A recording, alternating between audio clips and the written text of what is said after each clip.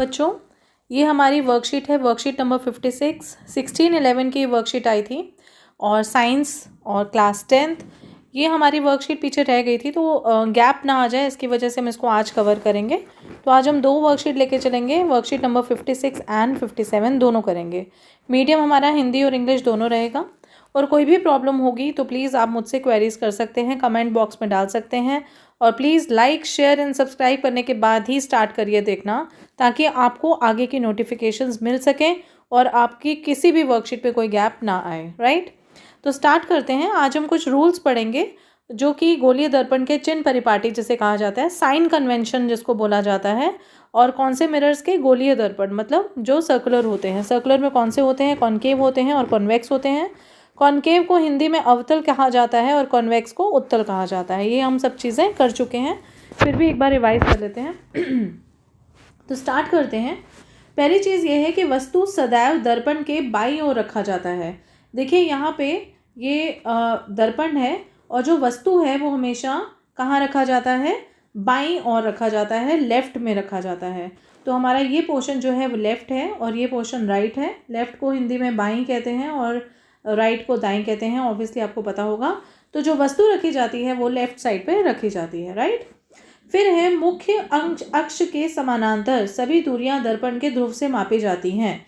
मतलब ये जो मुख्य अक्ष है हमारा, ये वाला, ठीक है ना, इसके मुख्य अक्ष ये वाला है और ये मुख्य अक्ष के समानांतर मतलब इसकी जो पैरेलल है, ठीक है, इसकी जो पैरेलल है सभी दूरियां जो हैं वो कहाँ से मापी जाती हैं, ध्रुव से, जिसको कि इंग्लिश में पोल या पी कहते हैं। राइट, तीसरी चीज़ है ध्रुव के दाईं ओर सभी दूरियां धनात्मक होती हैं।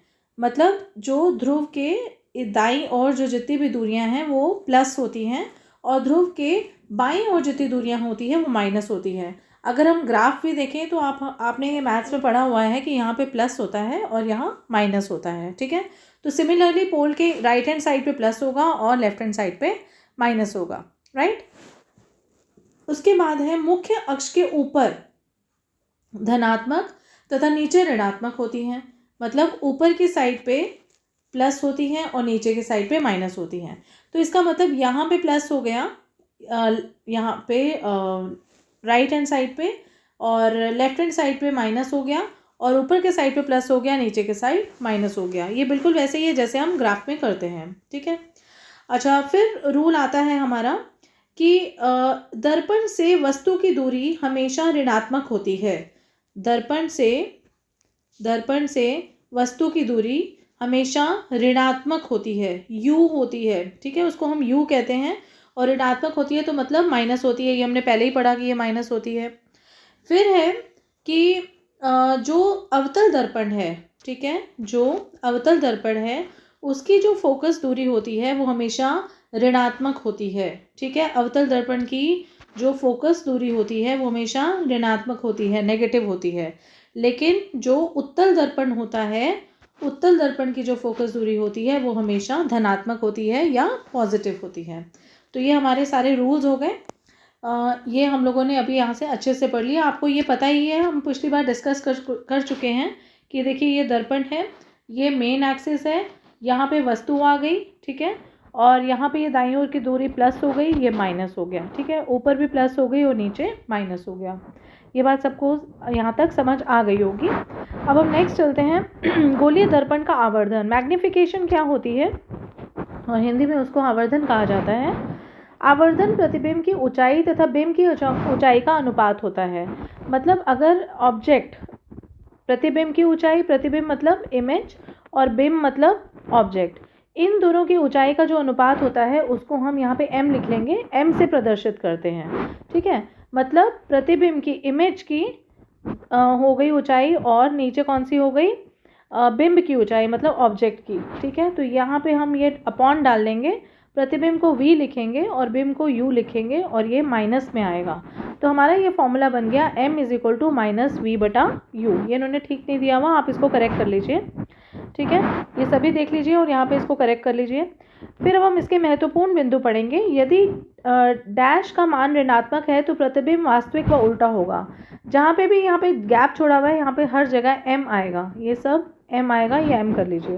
तो ये पहला पॉइंट क्या है यदि m का मान ऋणात्मक है, ऋणात्मक मतलब माइनस है, तो प्रतिबिंब कैसा होगा, वास्तविक व उल्टा। कैसा होगा, माइनस में वास्तविक और उल्टा, मतलब रियल एंड इन्वर्टेड, वास्तविक व उल्टा। यदि m का मान धनात्मक है, यदि m जो है वो धनात्मक है या प्लस है, तो कैसा होगा, आभासी व सीधा, वर्चुअल एंड इरेक्ट। कैसा होगा, वर्चुअल एंड इरेक्ट। अगर नेगेटिव है तो कैसा होगा, रियल एंड इन्वर्टेड, और अगर धनात्मक है, प्लस है, तो कैसा होगा, virtual and erect. Okay. Next है, अगर m इज इक्वल टू 1 है तो प्रतिबिंब की ऊंचाई जो है वो बिंब की ऊंचाई के बराबर है, मतलब इमेज और ऑब्जेक्ट दोनों की ऊंचाई बराबर होगी।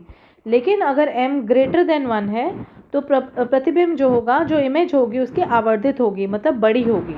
और जब m इज लेस देन 1 होगा तो प्रतिबिंब छोटा होगा, मतलब ग्रेटर देन 1 होगा तो बड़ा होगा, और अगर लेस देन 1 होगा तो छोटा होगा। ठीक है।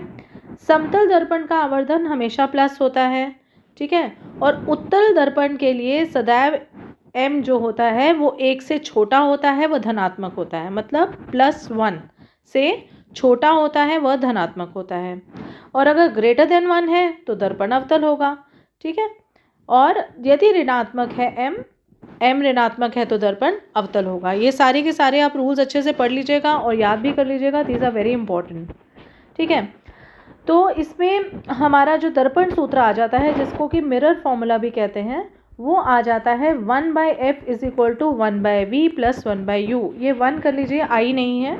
जो v है वो बेटा प्रतिबिंब की दूरी है दर्पण से, और u जो है वो बिंब की दूरी है, वस्तु की दूरी है, और जो f है वो आपको पता ही है, वो फोकल लेंथ है। ठीक है। तो इसके क्वेश्चन आंसर्स करेंगे। क्वेश्चन नंबर 1 है कि समतल दर्पण का आवर्धन +1 है। देखिए, अगर +1 है तो वो कैसा होगा, सीधा होगा तथा आभासी होगा। और ये क्या दर्शाता है, वो ये दर्शाता है कि जितनी +1 बिंब और प्रतिबिंब की जो है वो बिल्कुल सेम होगी। समतल दर्पण के आगे बेटा जो भी वैसे भी इमेज बनती है, जितना ऑब्जेक्ट डिस्टेंस होता है उतना ही इमेज डिस्टेंस होता है। ठीक है। u और v बराबर होते हैं, राइट। क्वेश्चन नंबर 2 है, यदि दर्पण का आवर्धन -1 है।